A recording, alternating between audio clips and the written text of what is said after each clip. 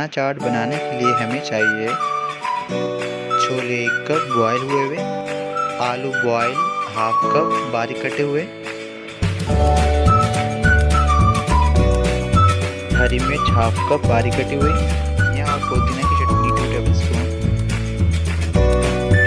टमाटर बारीक कटे हुए हाफ कप, प्याज बारीक कटी हुई हाफ कप, इमली की चटनी 3 टेबलस्पून।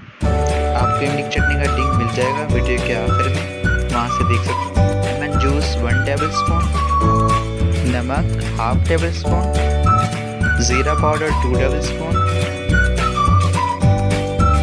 चाट मसाला 2 टेबलस्पून। इन सबको अच्छी तरीके से मिक्स करेंगे कि सारा कुछ एक जैसा हो जाए। बताई गई चीज़ों में आप कम या ज़्यादा कर सकते हैं अपने टेस्ट के मुताबिक।